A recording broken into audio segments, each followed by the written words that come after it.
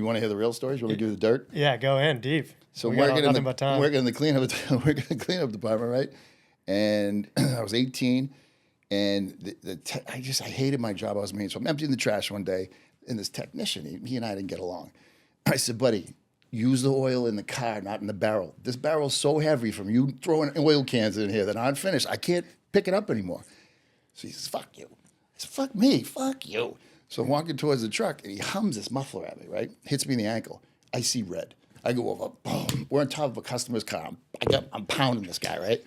So the dealership I worked at, the owner pulls me in. And he's like, I said, I know you're going to fire me. I understand. You know, your father worked there. You know what I mean? So I go, I know, I understand. He's like, fire you. I'm going to make you a salesman. Do you have any clothes? You know, you got a uniform? I was like, my grandfather's got some suits. I can go get those. He's like 5'9". So they put me on the floor as a salesman at 18 years old because I beat up the kid.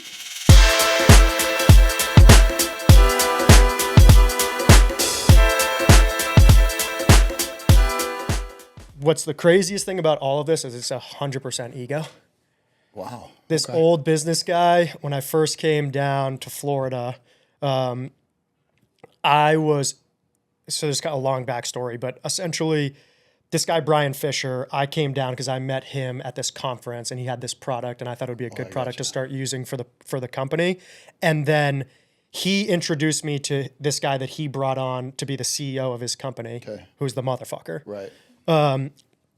And I started doing deals with the guy, Brian, and got him to introduce me to one of his companies that he was trying to get as a client. And I started doing subcontracting for him. And the guy, Ryan, who was the CEO of the company, had also implanted one of his friends in that same company. And Brian asked me, he's like, see what Ryan's buddy's doing. Like, is this guy any good or not? Right. And this was like my first week with the guy, and I had no loyalty to Ryan. Right. But Brian had brought me down, so I was like, dude, this guy sucks. Like, he sits in his truck. Truthfully, you're trying to build a business. You should have no loyalty to anybody. Yeah. I'll tell you why. When you're building your business, like, be a man of your word. Yeah. Always be a man of your word. If you tell somebody you're going to do something, you fucking do it, right? Yeah. But, other than that, like, they're not paying your bills. Loyalty for me was I stayed on the job. I never took another job that was a lateral move, right? Yeah. But that's the only loyalty I believe in. You know what I mean? Like, Ernie Bach did a lot for me. Yeah. I did a lot for him. It's over now. I get come on down. I'm using the come on down. It's like, that's what we're doing. You know what I mean? Then he called you using the line? Oh, yeah. He called me up the other day. He's like, Jamie. And he calls me. A funny story. He calls me up. He goes, yeah. He calls the main office. He's looking for Jamie. And she's like, he's not here. Can I take a message? He's like, this is his friend, Ernie. Tell him can you find him? Does he have a secretary? And I'm listening to the fucking call. And I'm like, so they give me the message. I call him back. I'm like, Ernie, what are you doing? Call me. He goes, yeah, I didn't have your cell phone number. I'm like, ask your secretary. Like, what are you doing? He goes, yeah. All right, listen. And he tells me a crazy story about Trump first. He goes, yeah, so I don't have a plane because, Trump needed a plane and mine was getting service. So long story short, I sent it, it blew up. I was like, this is a great story, Ernie. You know what I mean? And then he goes, all right, here's what I'm going to need you to do. I need you to take the come on down. I was like, Ernie, why? You're not in retail. I'm sure if I go to a lawsuit back with there was a huge lawsuit back in. He's not in retail anymore? He's got a Ferrari dealership. He doesn't sell cars really, Really? He sold it to a company called New Car. So I said, why would I, give this up? I'm sure the lawsuit, it was against him and Phil's, one of those companies, furniture store. Bernie and Phil's? To use come on down. So he won, but I was probably the GM in the lawsuit back then. And I'm like, you're not even in business. This is me now. So do me a favor, take it down. I said, Ernie, I respect you. You're a good man. Done. I'll take it down. My son was in his training, so he's in London. I called him up. I said, do me a favor. My son's in the training. I took the thing down. Go see my son. He doesn't go see my son, so I put it back up. He calls me. I go, nothing I can do for you. So there's loyalty, and there's a long story, right? Loyalty and respect, but you do what's right for you. Yeah. Don't worry about the rest of these people. And he's one that everyone's telling me don't mess with. I don't give a. You have to. Yeah. So how would you get that respect back with him? Like, how do you? Well, you have to respect me for having the cojones to go up against you. Yeah. I would hope. Yeah. You're not afraid of litigating against him? So what happened was when I worked for him, I don't know if you know, I had a non-compete. So I fought the non-compete in Massachusetts and I won. Mm-hmm. So only time Ernie's ever lost in court. So what ended up happening is we settled the non-compete and I went off and was working elsewhere. So, when I won that suit, when this thing came up, he's got the same lawyer. I was like, tell Kathleen, give me a call. I beat her last time, I'll beat her again. I've fought with him before. It's no big deal. Yeah. And he's not cold about it. He's scary. He's scary because of the amount of money he has. But, if you're on the right side of a non-compete, you fight him. Do you think he's removed pretty emotionally from it? Like he doesn't hold you personally. It's just business is business. It's all business. These big guys that have all the money, it's all business. Like, Yeah. Herb Chambers and guys like that, I know all of them, but it's just business. I'm their best friend when I can do something for them. And then when I can't, they just move on, Right. That's right. Doesn't bother me. Yeah. So, and we're already rolling, but you you can tell me whether or not, there's stuff that you want to cut out or whatever. Whatever you want, I don't care. Yeah. So I want to go to, basically like the beginning. So like just kind of walk me through like early days, like where your head was at, how you start like getting into the industry, then like, how you start doing things on your own, how you're wheeling and dealing, where your mind's at. Kind of walk me through the consciousness of like. Sure. So I guess my competitive advantage is, my father died when I was young, and you kind of raised myself a little bit. So, because of everything that I had as a child, I was really good in sports, and I was recruited by all the schools to play hockey. And then I was born with spina bifida. It's a hole in two of my vertebrae. So my career was taken from me after, really raising myself, getting to this point where and that was the first time I learned that people are rough. So I used to get a call from the hockey coach, who was trying to recruit me. I won't say the name of the school, but once a month. And then when he found out I couldn't play anymore, he wouldn't take my phone calls. So, I graduated from high school. I thought I was going to go to this great college. I was all torn away. And I started working as a lot kid in a car dealership. Put my head down. I had a uniform on, said Pontiac, it was embarrassing. But I put my head down. What's a lot kid? I moved the cars around. Gotcha. For minimum wage. Empty the trash for the technicians. So you want to hear the real stories? You want me to do the dirt? Yeah, go in deep. So we working nothing but time. Working in the cleanup department, right? And I was 18. And I hated my job I was making. So I'm emptying the trash one day, and this technician, he and I didn't get along. I said, buddy, use the oil in the car, not in the barrel. This barrel's so heavy from you throwing oil cans in here that aren't finished. I can't pick it up anymore. So he says, fuck you. I said, fuck me, fuck you. So I'm walking towards the truck, and he hums this muffler at me, right? Hits me in the ankle. I see red. I go over, boom. We're on top of a customer's car. I'm pounding this guy, right? So the dealership I worked at, the owner pulls me in, and I said, I know you're going to fire me. I understand. Your father worked there. You know what I mean? So I go, I know, I understand. He's like, fire you. I'm going to make you a salesman. Do you have any clothes? You got a uniform? I was like, my grandfather's got some suits. I can go get those. He's like 5'9". So they put me on the floor as a salesman at 18 years old because I beat up the kid. And then, no way. I swear to God. So my first weekend is Washington's birthday weekend. And they're like, you're going to do this. You got this. And I'm all nervous. I got clothes that don't fit me. And Jackie's, telling me I got this. So all of a sudden, my second customer just wants a test drive. I'm like, I might not be able to do this. This sucks. Like, this guy just wants a test drive. And the manager wasn't a closer. He wouldn't go out and talk to anybody. So he's like, oh, you'll get the next one. So I'm like, this ain't for me. This ain't for me. And I go out, and I'm like, let me try one more time. So I go out. This customer walks up. I'm like, oh, I got to get a test drive. And I'm like, Jamie, they call me. I go, how'd you know my name? There was a salesman giving business cards out, calling me the test drive manager. So his name was Malcolm. I'll tell you right now, Malcolm Porter, right? So I go in the showroom, and I said, you been giving my cards out to people? I thought I couldn't do this. Pick him up in the air, and I dump him on his head, right? Right back in the office. Right back in the office. He's like, what did I tell you about touching me? I said, do you know what he did to me? So this is a true story. They took him and they moved him to the used car place, and they kicked him out, and then I killed it. I was a manager within 6 months. I was GSM of that place within a short time. And then I went to Quirk. And, how I did it in business is I was very loyal to the job I had. I never left the job because I thought there was a better job unless it was a promotion. Mm-hmm. So if I'm a general sales manager and I can get a GM job, I would do that. But if you're not offering me a better opportunity, I'm not going, regardless of how bad my circumstances were. Mm-hmm. So I guess when I hire people, I always tell them, like, you change your situation, you don't change your location. Unless the product you're selling or the business you're in is not going forward in business. Does that make sense? Yeah. When I was with Ford, I saw the product was going bad. Went to Nissan. Then, I saw that these Toyotas were the hottest thing in the world, and Bach was looking to hire me. So, I moved there. But I never quit a job because I was aggravated. I just took the opportunity that was a better opportunity. So how were you leveling up through those positions so quickly? What do you think were the keys were to that? I think I probably worked harder than everyone else. I performed better than everyone else. My passion that I brought to work every day was probably, if you ask those people, way higher than most people. So that's all it takes. A little hard work, passion, and belief in yourself. That's all it takes. Was there like charisma and relationships involved, or were you even cognizant of that at the time? I think about one of my gifts from God is that, because I didn't have these parents constantly telling me stuff and putting their demons on me and all these things that happen, I kind of just said, okay, that guy's a good parent. I want to be a parent like him. This guy's a good businessman. I want to be a businessman like him. So you were able to be selective. Instead of having someone or demon in my head telling me what to do, I kind of just said, I'd rather do what I see as fit, and it's worked. What do you think are like the pieces of your environment as a child that like shaped you into being that successful person? I think mentally, I put myself in a place that I believed I could do whatever I want to do as long as I stay mentally focused on what's right and wrong.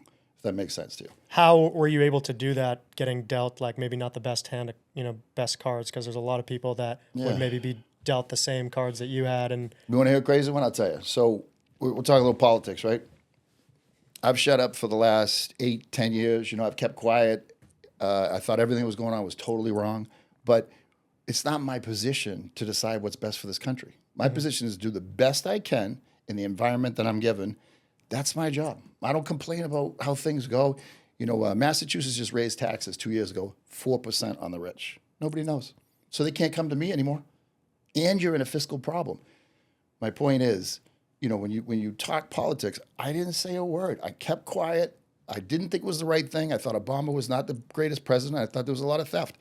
Now that it's obvious what happened, people are out there angry that they were wrong, and they're fighting the system. It's like, I'm not mad at you because I was right all along. Why are you mad because you were wrong? Does that make sense to you? Yeah. So you're not really like focused on things outside of your control. I can't control that. You know, all I can do is, this is the environment I'm in. I'm going to do the best I can in it. And if you sit around complaining about the environment, you're going to lose. So now you said you jumped, up those levels pretty quickly within the first dealership you were in, and then going into Quirk, I think was the next stage. Like, kind of just keep walking me through that journey. Like, yeah. So what happened? So I was at Quirk Ford, and I was a finance manager. We were the largest dealership in New England at the time, largest ever in New England at the time. And that rollover happened. Remember the tires? There was a Ford Explorer and a Goodyear tire. They weren't sure, was it tires, was it the truck? And like, Ford just went bad. It was a problem. And Quirk bought Tom O'Brien Nissan from this Quincy area, and they flipped products. He got Kia, and we got Nissan. So he put me as general manager of that dealership. I think I was like 24. Quirk taught me everything. He sat in an office. He taught me how to advertise. He literally sat with me, took me to the auction once a month. So we were 13 in the country, first year in business. They sold 50 cars a month down the street in Quincy. I sold 434 cars that August. Wow. How old are you at this time? 24. And so what kind of exposure are you getting at this time? Like, it's obviously completely different than being a lot guy. What happens is, so Quirk got it. And then Quirk became this great man. And then, what exposure I got was, I was at the Nissan store. I think I was 25, and I'd worked every day. I didn't take a day off for 5 years. So I said, I need some time off. I'm going to take a month off. And he wasn't happy about it, but, he let me. And when I said, I'm ready to come back to work, let's go. And he said, you going to Chevy? I said, no, I'm going to Nissan. That's the one I built. You know what I mean? You remember the store? It used to sell 30 cars. It sells 400 now. That's the one I'm going to. He's like, no. You work for me. So he's like, why would I hire you back? I'm like, am I interviewing right now? Like, that's what we're doing? And I said, why wouldn't you hire me back? Yeah, here's what we're going to do. You're going to go to Chevy. And at the time, the Chevy dealership had about a new general manager every year. Like, Ford was number one. Nissan was killing it. Volkswagen was killing it. The Chevy was the worst. So this is the truth. So he sends me there. I take the job. First thing I do is I repair his relationship with the manufacturer, because General Motors and him they treated him bad and Ford treated him great. So he sold a ton of Fords. So I fixed that. We were, after 8 years or 10 years of not being number one in New England, I was number one within the first month. And I was number one after that. Killed it. That's when I got the recognition. That's when Quirk came to me, said, I got Oldsmobile. Can you get me number one in Oldsmobile? I have, 30 years, box been number one in Oldsmobile. I said, sure, how much? 10 grand. No problem. So boom, I hit number one in Oldsmobile. That's when the phone call started coming from from Quirk. Bach, when I was at Quirk, because after 30 years, I beat him one time in Oldsmobile. So to fill in the blanks here a little bit, like, you're remending these deals between the manufacturer and they're a distributor, would they be considered? Well, it's General Motors. Yeah. Right? And their CSI was important. And Dan Quirk had a old customer that was taken advantage of and was in court, and he had a bad reputation because of that, and nobody ever fixed it. But where are you, the question I was going to ask is like, where are you learning how to do all these deals? Like, Same as you, you're figure it out as you go along? No, you talk to people, right? You're always out there, you're always paying attention, and you ask good questions. You have to ask good questions. And you have to be around people that are doing better than you. That's the best advice I can give to anybody. If you want to do well, hang around people that are doing better than you. You'll level up. If you hang around people that are struggling, you're going to struggle with them. And so now these guys are starting to reach out to you and solicit you because they see you got game, Yep. and you're getting, exposure now to these new circles that have, even more skills that you're able to obtain. Walk me through that. Keep going. So when I go to, Bark had called me a bunch of times and they recruited me. So I said, no problem. I'll it was a matter of money and product. And I knew the Japanese product was the product to be with, not Nissan, but Toyota, Honda. And I knew that Bark was the next company. So they offered me a deal. I went there. What I did different than everyone else is I took a step down from general manager to general sales manager. And I set the dealership up. I built it everything in small pieces. So when I first started there, they had a new car department and a truck department and a used car department. That was good business. That was how you're supposed to run it. I broke it down even smaller. So I was like, okay, now I want to sell Toyotas, Camrys. I want to sell Corolla, like the easy stuff. And then I wanted to sell Highlanders and the Matrix and all the hard stuff with a separate guy who could focus just on that. What makes it hard? They just don't not as much of a market? Camry Corolla is the number one in selling cars. RAV4. The Matrix, they didn't sell it. It was product. Scion was out at the time. It was product that you had to advertise and sell separately and differently than the easy stuff. So I put a separate department in to do it. Gotcha. Everything was a little, and then the salespeople. I had 60 salespeople. I had 8 managers that managed 7 to 8 salespeople. That was their team. That's what they got paid on. Like everything got broken down into tiny little pieces, so you could manage it like a 100-car store, and we sold 1,200. So during this kind of like rapid growth period, it seems like It was crazy. What if you look back, like what were the biggest lessons that you were like that you still remember to this day? This is advice for you. I made every mistake there was to make. Like you can't get down on yourself. Like I never quit a job. That was the only mistake I never made. But I made every mistake. My first building I bought, I got taken advantage of. I got screwed out of it. Like the first deal I did on buying the dealership, it was a lot. I paid a lot. Everything I did the first time, I learned the hard way. And then I never got down on myself. I just keep going. That's whatever, lawsuits, all those things. I minimize my lawsuits. I say, all right, here's what I can afford fighting the system. And I put a number. I think it's like $2,000 a month. And that includes my, stuff that I do. I just put a number to it. And once I go over that, I'm fighting too much. I got to back off and not do it. Mm-hmm. So as you're bridging through so let me back up a little bit. You said you made every mistake in the book. Like go into the actual like detail of those mistakes and how you overcame them. Like yeah, so like you get your first commission job and they give you a pay plan and you just take it, right? So then you get taken advantage of for a while. Or you go into another job and everybody's paid the same and you get a lower percentage because you came in late and you just take it. Well, as time went on, I didn't let that happen. I made sure whatever the competitive deal was, I got the competitive deal. I didn't just get taken advantage of and then move their business and make it look like they were the genius. Does that make sense to you? Yeah. I made my money. Yeah. I went from 200 to 300 to 500 to 800 to 900 grand, So when you're okay, so this is good advice for someone who is entering into like a commission sales position. Like how should they be thinking? And like it's obviously different for you now when you're on the other side of the table. Right, no. But what advice would you be giving to that person? This is what you do. You follow an owner that you know is going to be there in the future. You don't follow like these guys that are just popping up, right? You believe in the person and you fight for that business like it's yours and you make it yours. That's what you should do. until you look at the owner or the product, which I'll give you a product right now. Nissan's terrible. If you're working at a Nissan store, you should leave. It's terrible.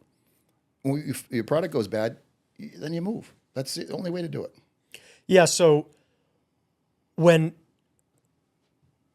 you're giving like advice to someone, Let me give you a good one. All right. Here's another thing that I don't do. This is the biggest mistake I made, right? So you get married, right? You have family, you start talking to your family about business. This is the biggest mistake you could ever make as an entrepreneur trying to make it in this world. Do not tell anybody that loves you anything about business. They have emotional decisions. They don't have business decisions. You cannot have them in your head every day. You can't have them talking to you. You don't want that. I'm fighting a non-compete with Ernie Barker, making $800,000 a year. And my ex-wife now, but wife at the time is like, you can't let them treat you that way. You can't do this. You can't do that. I'm like, you have to understand. I can't have you in my ear. I should have never told you anything.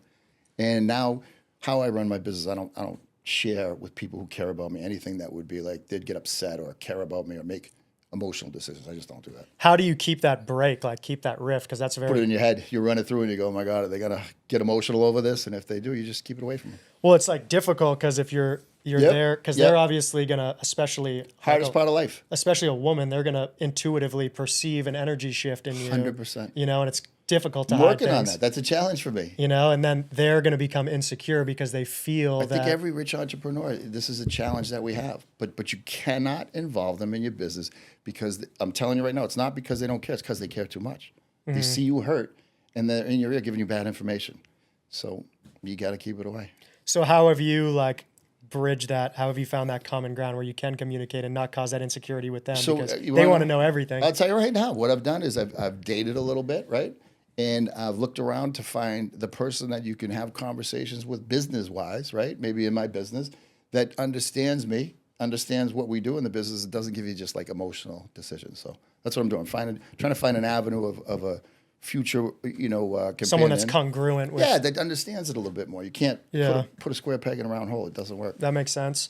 So now walk me through the transition into owning your own business. Okay. So Ernie, we at the time, like we sold 1,200 cars in 1 month. I've told you these stories. We sold 1,000 in June, sold 1,100 in July, 1,200 in August, and then, just because like, why not 1,000 in September? It's just the craziest thing anything's ever happened in New England. That store sells 300 cars a month now. So the place was on fire, the business was on fire, and then '08 came.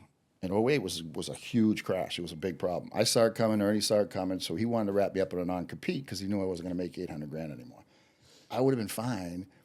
You're not getting a non-compete on me. That's not going to happen. So he went to sue me. He fired me. So I'll tell you this. I forgot to tell you. So I got a non-compete. Did I tell you this? I had a non-compete with him. Wasn't going to sign it. He's told me to sign it if I give you. I wanted a year's salary. I said, give me a year's salary, and I'll have no problem. I don't care, right? I don't have to work. You don't have to worry about your business. I signed his salary. My salary is only $100,000 a year. So he screwed me. Then he fires me 2 weeks later. So now I'm out looking for a job. The paper fucker, right? As we call it. Everybody's coming after me, right? Everyone. Yeah. They all want to hire me, but nobody will touch me because of this non-compete. They all hear about it. So Chambers offers me $2 million a year. You're going to work with me. And introduces me to everybody. He goes like, I got this lawyer. He's going to call us today. If he says fight it, I'm going to fight it. If he says no, I'm not going to fight it. And he calls me up. He says I'm not going to fight it. So I met this guy, Rob McKay, and he's a good guy. And he had a Chevy store. He took me on as a partner in the Chevy store. And Chevy was on it, going through bankruptcy, and all this stuff was happening. So I'll tell you a story about that though. The big smartest move I ever made was. He wanted to take me on as a 49-51 partner. I said I would never do anything with anybody unless it was 50-50 or 51 my way. Mm-hmm. You want to go 50-50? I'll do it. Other than that, I'm not doing it. It was the smartest thing I've ever done because when I bought a building with this guy, took advantage of me on the building. I ended up losing the building and having to buy it again at more money.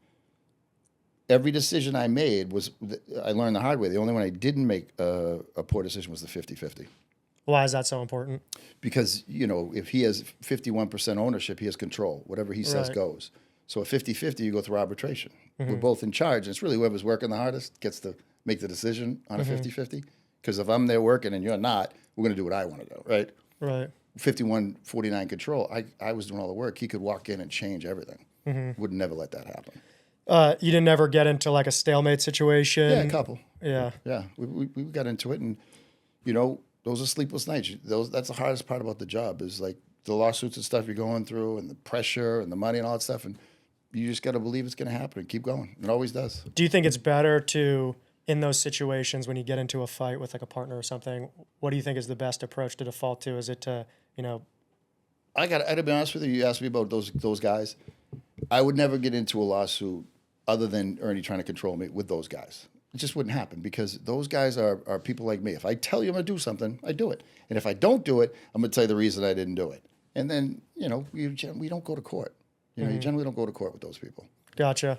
So going back a little bit, you're saying like your salary's leveling up. What was that like? Because I don't think you came from money originally, but what's that like big shift like? Now you're getting this big influx of cash. And I lived in a screened-in porch when I was 18. I was a lot kid, yeah. And all of a sudden, it's 2006, and I bought a house in Newton for $1.7 million.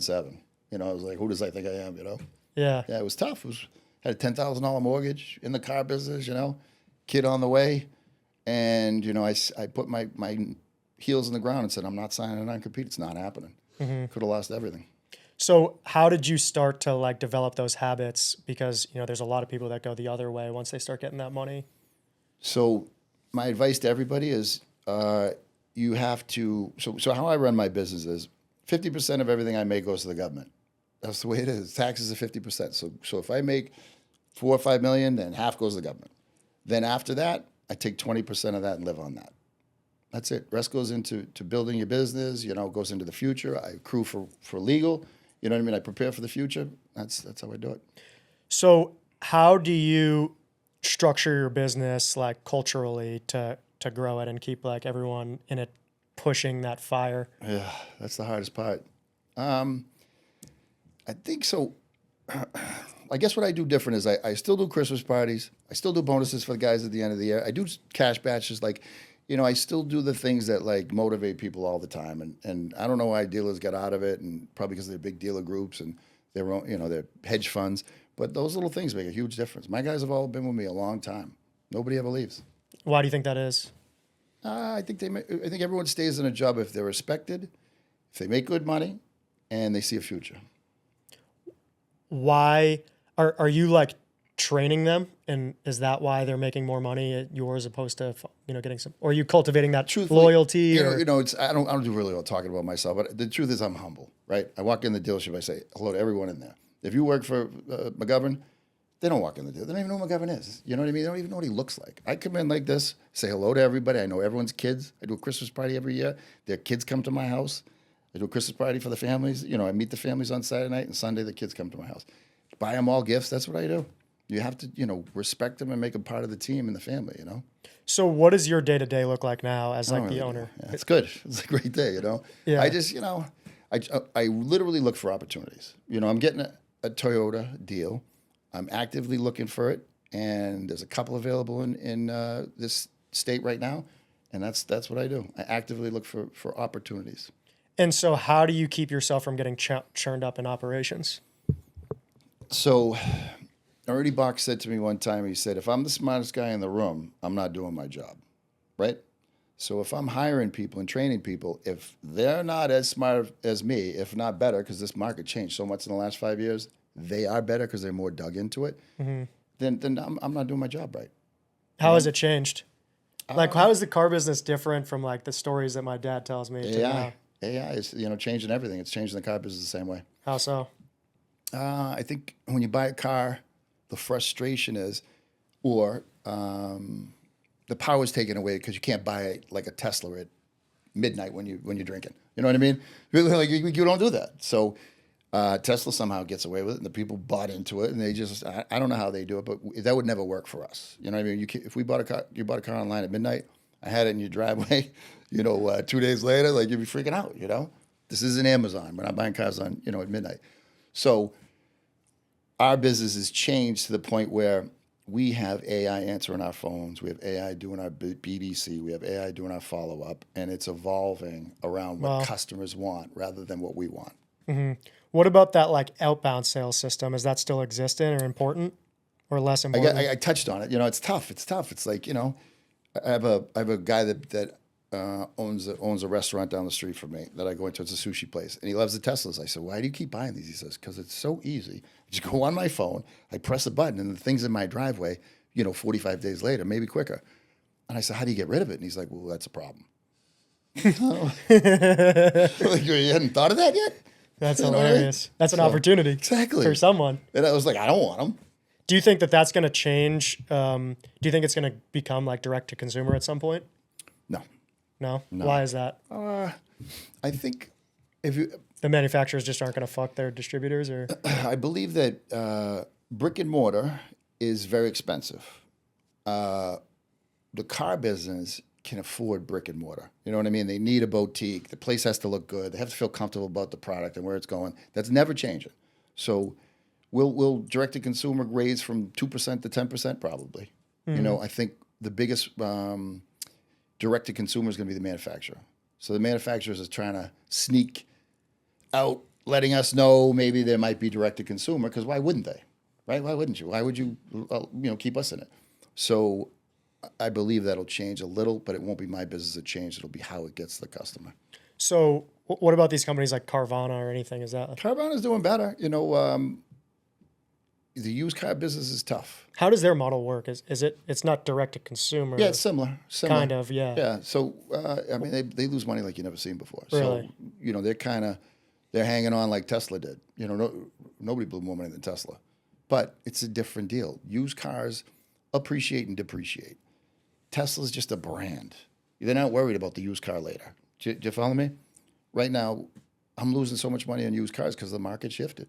There was no rebate on a new truck. Now there's a $10,000 rebate on a new truck. Do you know what that does to the used car market? No, I don't even know what the rebate is. It's like $10,000. So I was selling trucks. What does that even mean, though? Specifically, I was selling trucks for $65,000 average, right?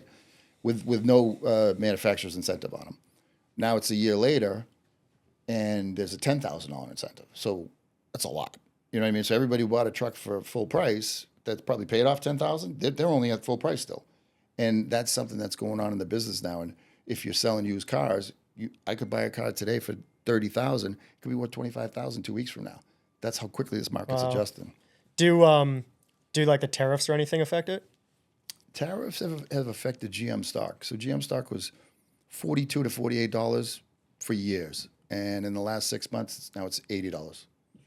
Wow. $80. So I was just watching a podcast with I think his name Howard Ludnick, or I forget the guy's name. Okay. He's a politician. He's the Secretary of Commerce. Yeah. In the U.S. But he was talking about how China has basically, as their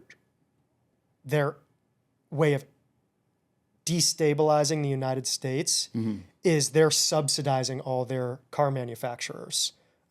So the car manufacturers in Asia are not worried as much about profits and losses because they're being subsidized by the government. So they're able to create a product that's far less, far cheaper, but doesn't really make business sense. Right. And they're undercut, like it's putting all the. I wish I was on that podcast. I wish I was there. Why is that? Because I would explain to him what we're doing is we're going to start selling cars in China. Because when you have a system that's a socialist system, you have no growth. You don't get forward thinkers. That's why our system works, because we have the smartest, most intelligent people out there, like Elon Musk, who knows nothing about a car, building cars and building businesses. When you control, for example, Toyota's a great company, right? But the way their government controls their car sales is they move the yen for car sales. So we throw a tariff on a Toyota. They move the yen, so it doesn't cost them the total amount. Do you understand? Mm-hmm. That's how it works. The yen is controlled by the government, and that's how they control their profitability in their cars. That system never works. Okay, free enterprise, free capitalism, that always works. That's why Toyota stock is like it was $240. It's like $190 now. General Motors has doubled in 6 months. Yeah, wow, that's interesting. There's another reason: electric cars. Nobody knew where to go. We're doing electric cars, we're doing gas cars. The government didn't make a decision quick enough, so General Motors took a $1.5 billion write down on electric cars this year. They're out of the electric car What do you business. mean a write down? Like they took it as an expense on Tax write down, yeah. Yeah, gotcha. They're never going to blow that kind of money. But, you know, Yeah. they took all this profit. They pivoted off of what the government did, and they used the tax laws to write down $1.5 billion. Good for them. Wow. That's We're out of the interesting. electric business. We're moving on. Do you have to play in those spheres at all, like in lobbying, or does that affect you in the state? So we have a dealer council, for General Motors in this area or Toyota. That we always have a representative that handles that for us. Gotcha. So next little path I want to go into is litigation. So like, what is your approach with litigation or, nuisance lawsuits and like, Settle. Always settle. settle? Look, that's interesting because I've heard, different Whoever says that's crazy, settle. settle. Yeah, because It's quick and fast. Or yeah, I mean, every time I get into generally this is how it works. All right, someone sends me a 93A letter, I make a small offer, right? A 93A demand letter. I just make a small offer, 500, whatever it is, even though I know I'm not wrong, because that's just the right thing to do, right? You want to keep your customers doing business. If they don't go for that and they're dead wrong, then I'm prepared to go to court. I will not just back down and let them do whatever they want to do. But if they say give me another 500, I'm giving it to them and I'm moving on. gotcha. Makes sense. Yeah, you'd rather have the peace of mind and go make the money Plus somewhere the else. customer's happy. I spend $50,000 a month advertising. That's just a little bit more. Well, so what if it's like business to business or even like with an employee? Because, what I get afraid of with just settling so easy is you start creating that standard that Right. like anyone can take from you or mooch off of you because they Right. know you'll just settle so they can get a quick check. Right. Are you in the opinion that it's just still better off to just pay it off and then get back to, building the business? So there's two different schools of thought on that. So when it comes to insurance, I protect my insurance company. I have cameras all over the dealership. Specifically, I had a woman 6 months ago. She's on her phone, and she literally walks into a door, right? She walked into the door like whoever kid. It's the most embarrassing thing you ever see in your life. She comes and she says she got to go to the hospital because she hurt herself. And I'm like, literally, this is the craziest thing I've ever seen, right? So she goes and she gets a lawyer, right? And she goes to the hospital, and then I take the video, documentation, everything I have, and I ship it to my insurance company. They have lawyers. This is what they do. So they sent it to her lawyer. Her lawyer's like, you got nothing here. She comes back to me a week later, and she's like, can you pay my deductibles? I said, ma'am, first of all, no. But second of all, why would I pay your deductibles when you were trying to do the wrong thing by me? And if I did, it would mean that I admitted that we did something wrong, and unfortunately, I can't beat it. Yeah. But that's the type of thing that when it comes to taking advantage of me, I put the systems in place. You will never take advantage of me. But if something happens and it leaks out and you're like, it's a small, but just take the focus off it and energy off that and just settle it. What is like, what is the path to scale in the car business? Capital. Capital. Yeah. It's capital intensive. So you that- can't just do it, bootstrap it and No. perpetuate it off cash flow. No. Why is that? I mean, Just not enough cash flow, or well, how do you get to, so, it's pretty asset heavy. So couldn't you like borrow against the asset pretty easy?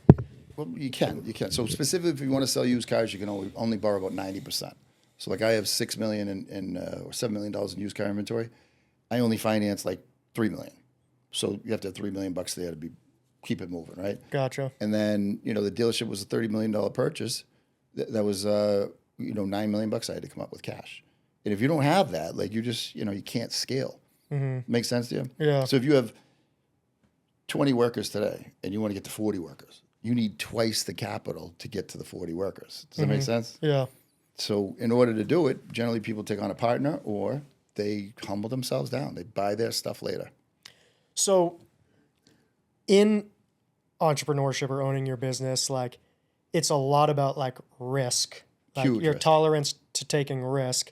And obviously the risks that you take would probably crumble me, and you look at you're looking at the risks that I'm taking and you're probably like, that's small fish. But my question is like, what are those next risks for you that you look at that cause you stress as opposed to like, So I pay it's $200,000 a month in a loan back every month. I got a mortgage is like 40 grand. So it's like 250 grand when you wake up in the morning. It's a little stressful. You know what I mean? It's not my, like, and then if I get this Toyota deal, that's going to be double that. You know what I mean? So Does that cause you stress, or have you gotten to the point where you're kind of emotionally removed from it it? causes everyone stress. Anyone who tells you it doesn't is lying to you. But the best guys keep looking forward and not looking back. They don't worry about making the payment. They worry about what am I going to do next, you know? Is there anything that you, like any methodologies that you utilize to keep that like mental state level headed? I wish I had the I wish I had the responsibility I wish I had the what's the word I'm looking for? Discipline. I wish I had the discipline when I was younger to only spend up to keep 30% of what I make. I wish that was from day one, you know, when I started making money, I was like, all right, 30% has to go away. 30% has to go away. And if I did that, I'd be in a huge different place now. Wow. So what would that have changed? It gives you the capital to grow. Gotcha. So if you run your business like that, say if I was you, I'd be running 20%, right? If you run your business, okay, I made this on this job, 20% is future purchases, future equipment, future whatever I do. That's how I would run it. Well, so, I mean, you can put that cash in for growth now. What would be the advantage of waiting to just build that piggy bank up and not grow, put that cash back in and grow it now? Well, I keep the cash in, yeah. Gotcha. Okay. I do keep the cash in. I don't take it out. But mentally, you know, if you're keeping all your cash in and living off a small salary, that's ideal. That's ideal. But in your life, purchases, things you do as you start doing better, just keep that percentage in line and you'll be fine. What do you think is the craziest or most insane story or situation that you've been in this business journey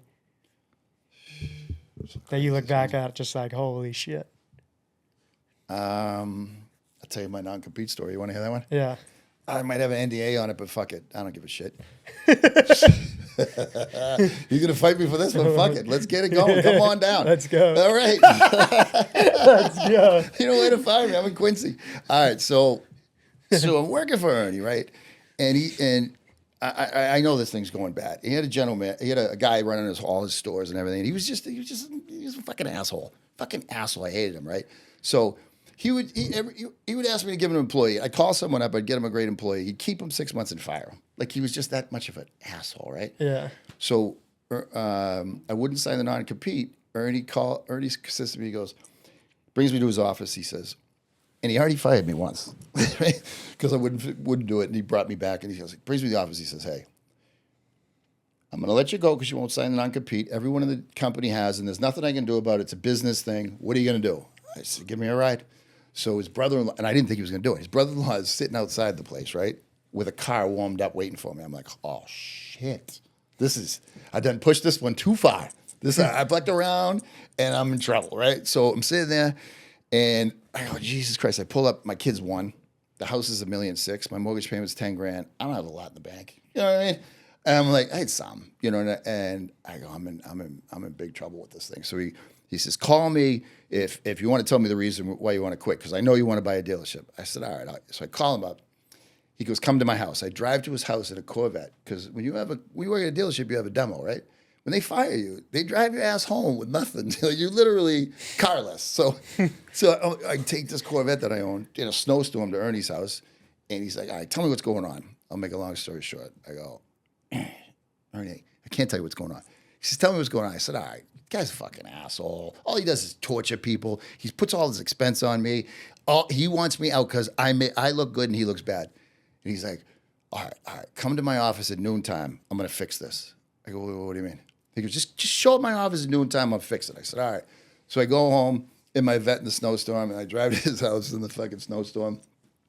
I get into his office, and he goes like this. This is a true story. He goes, all right, guys, sit down. He goes, all right, Jamie, tell Mike what you were telling me at the house. Ernie, like, you can't stop. No, what is wrong with you? He's like, all right, let me get the conversation going. He goes, his name's Michael Shakin. This is who the asshole was. I don't mind saying his name. Fuck him. He could sue me too. So he goes, Michael says, you quit your job every 7 or 8 years because you have demons in your head.